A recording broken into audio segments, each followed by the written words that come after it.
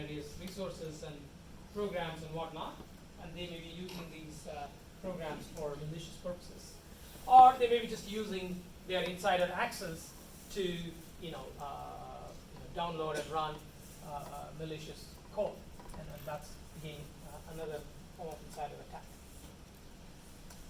Then you can have intentionally introduced vulnerabilities. So these are sometimes called supply chain attacks.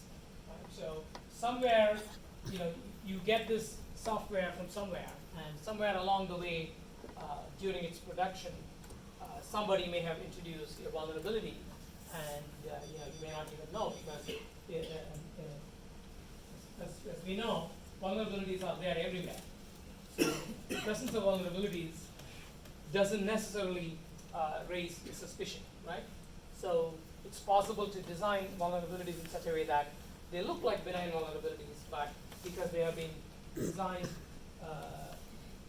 and put in there, the attacker knows how to exploit them, and so that's another type of danger when we think about malware.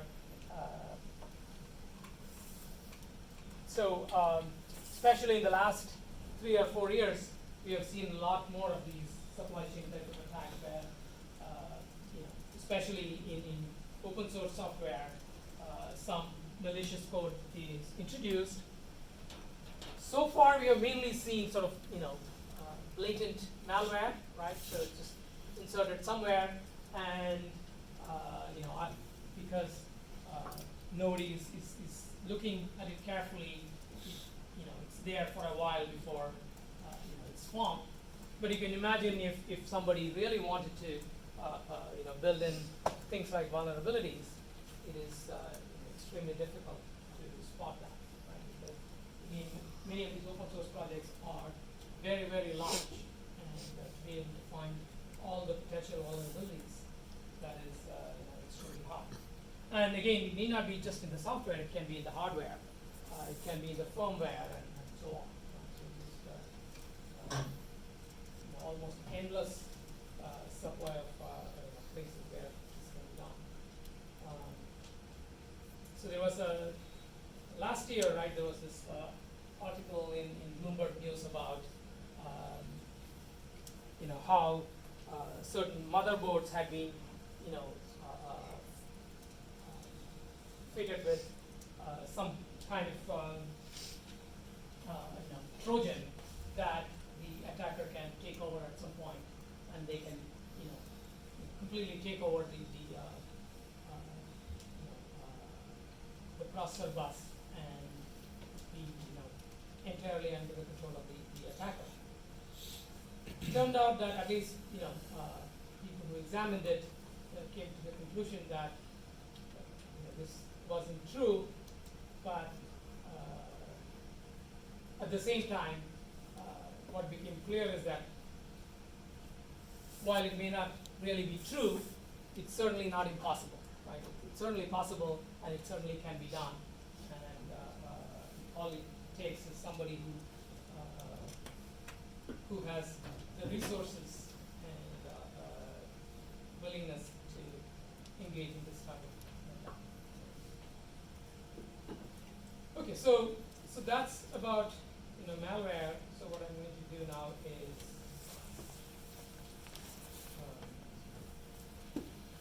we'll talk about, okay, so this is the malware threat. What are some of the things that we can do in order to deal with this threat?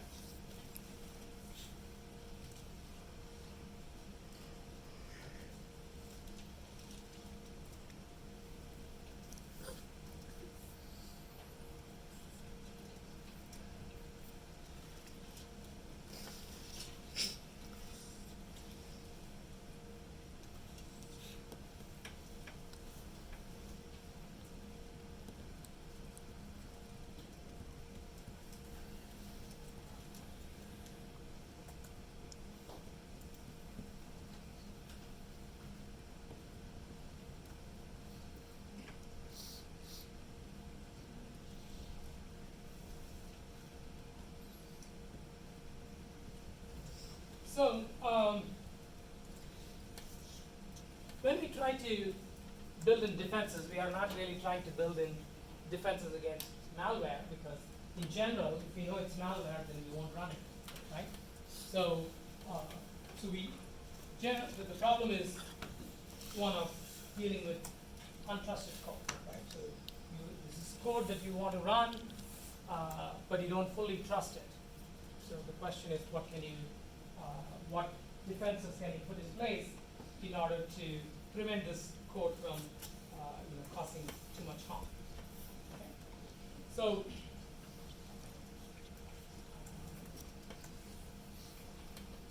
So again, it need not always be malicious. It could just be that it's poor quality software full of vulnerabilities, and that may be a reason why you don't trust it. Right? So for instance, Flash Player, right? So over time, people have come to the conclusion that Flash Player is just crappy software, so we shouldn't run it, right? So people don't really think of Flash as malicious. So what we try to do is, since we cannot trust the code, right? So we cannot rely on the fact that it will do something and it will do something that we like.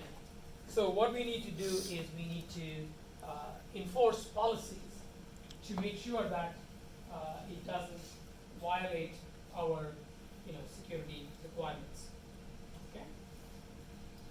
So that brings us to this notion of a reference monitor. Okay. So in security, the notion of a reference monitor is that it is something that mediates access to a resource, right? And once again, we have this complete mediation requirement. It simply says that I should be able to intercept every access it makes. Okay, so so think about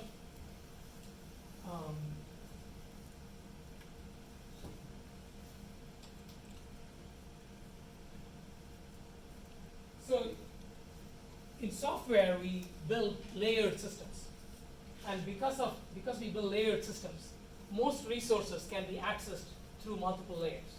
Right? So, for instance, we typically think of opening and writing files. Right? So files are one way of storing data that is through the abstractions that are made available by the operating system. Okay?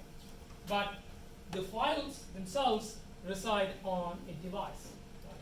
And the device is another resource that you can access directly. So instead of overwriting a file, another way to achieve the same effect is to open the device and write some bytes into the device at selected offsets, and you can have the effect of really changing the file. Okay.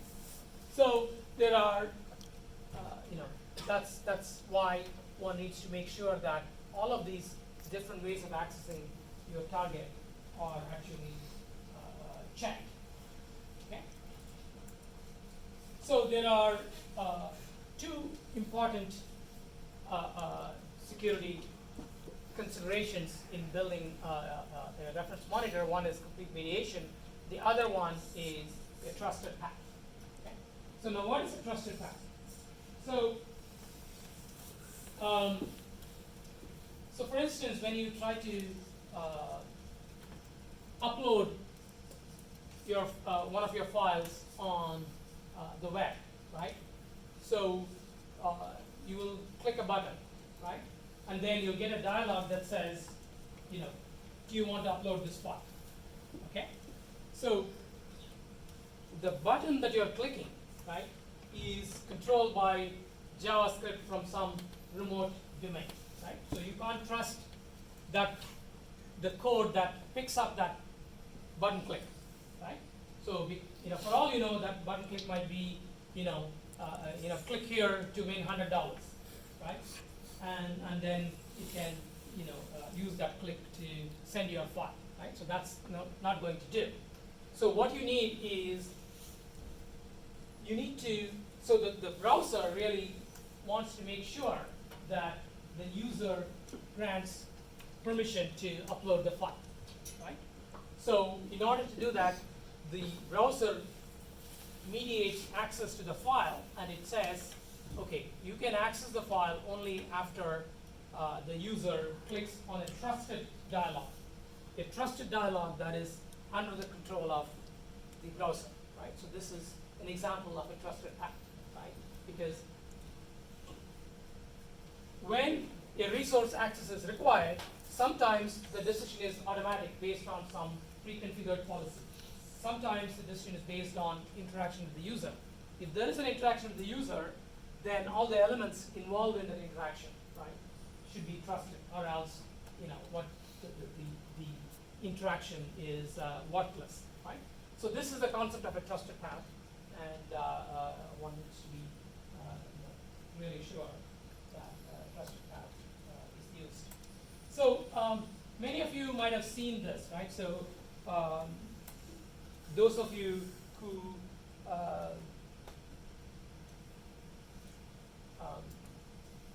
if you use Windows, right? So you often have to type something like Control-Alt-Delete in order to get to the password dialog window, right? Or if you use Linux, you would see that, okay, you'll get this dialog for installing a security update, and you'll click it, and sometimes it'll ask you for a password. One thing you'll notice is that when the password is, the dialog box essentially will sort of dim everything in the background, and just this one window will come to the foreground, right? And that's another trusted path concept, because you can imagine that there can be malware that pretends to be doing some it can pretend to be, say, a security update and ask you for your password, right? And then once you type it in, it can steal the password, right?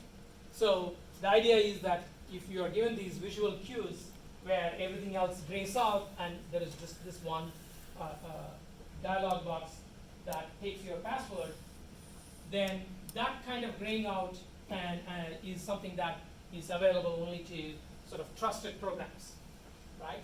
And that's another way the trusted path concept is used. So getting back, in order to, so what we want to do is that we have untrusted code, we want to run it, right? We can't trust it to do anything good on its own. So we are going to enforce the important security properties that we want to enforce, right?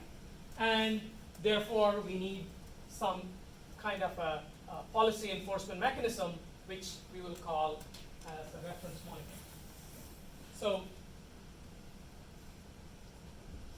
it's important that this reference monitor, for the reference monitor, that it not be evadable, right?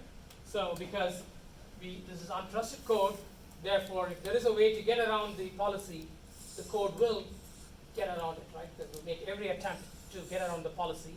So therefore, what we want to do is we want to design these mechanisms so that untrusted or malicious code cannot evade this enforcement. Okay, so in software, we identify two kinds of reference monitors. One is called an external reference monitor. An external reference monitor is one that resides outside the address space of an untrusted process. Okay, and the reason why it resides outside the process address space is because that way, you can build this mechanism on the basis of memory protection. Right? So, for instance, if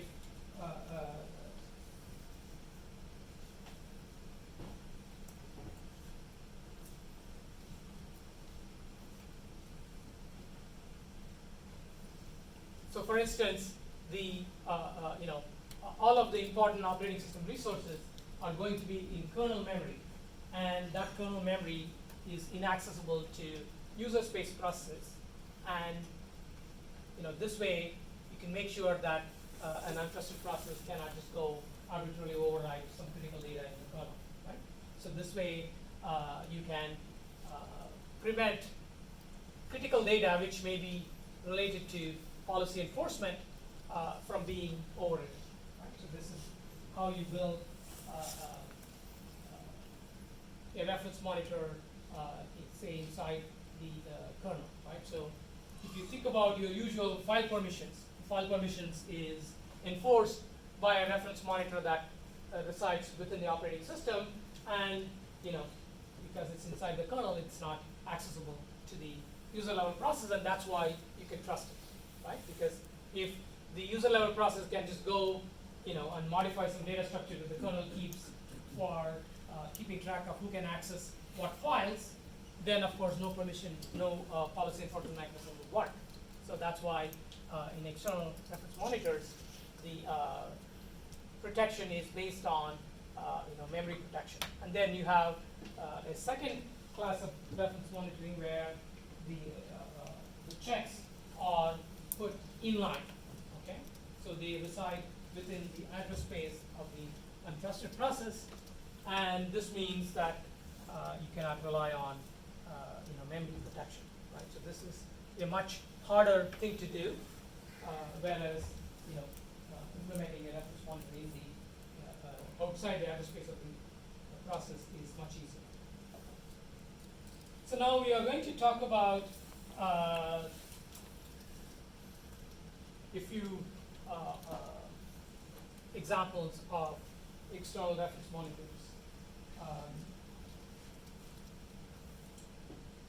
So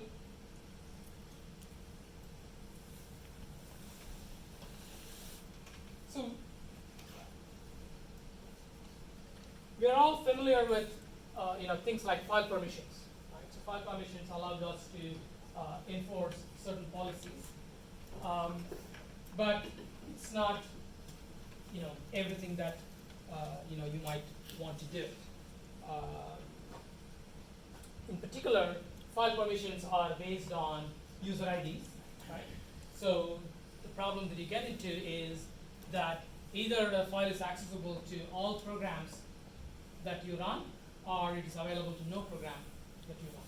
Right? And this is not good, because if you trust some programs and you don't trust some programs, then what you would like is, for the trusted program, you would like to give them access to certain files. For the programs that you don't trust, you want to give a different set of permissions. So things like file permissions don't give you that flexibility, right? So one can say, okay, let me go to the other extreme and try to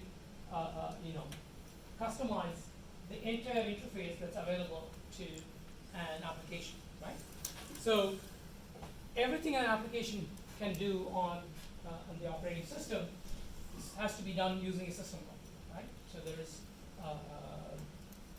and so if you really want total flexibility on what a particular application or process is allowed to do, one way to realize that is by enforcing policies on system calls. Okay? And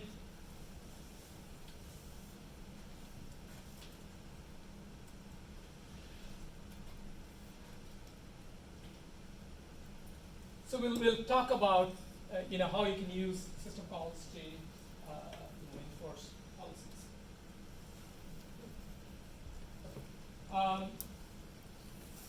Now, you could think of other places where you can mediate, but there are some very good reasons why mediating at system calls is helpful. Okay, so the first thing is that anything security relevant has to be done ultimately through a system call, and so any security concern can be addressed by simply looking at the system call. Right? So any policy that you want to enforce and any policy that is enforceable can be enforced by looking at system calls. Okay, so it gives you a fine granularity because you can look at individual system calls and decide whether to allow access or not, instead of saying, okay, I'm going to allow access to all system calls on a file, or things like that. So it is quite granular, but not so fine-grained that the policies become very difficult to specify. Okay? So if you think about system calls on a modern operating system, there are a few hundred system calls, 200 to 300, of which the ones that are most relevant are like maybe 20, right? So you can write policies based on these 20 or so system calls, and still be able to express what you want. And the system call interface has been designed well, right? I mean, presumably, this interface has been refined over 20, 30, 40 years, and so because of that, there is a clear semantics, and the interface is very well documented. So it's quite all of these factors make it easy to specify and enforce policies. And there can be other things like portability and so on that I'm not going to go too much into these days because by and large, there used to be a time where there were like 10 different flavors of Unix, and so portability across these Unix versions was a big thing. But these days, I think a lot of development just gets done on Linux, and therefore, worrying too much about portability is not that. Portability has become somewhat less important. So there are also some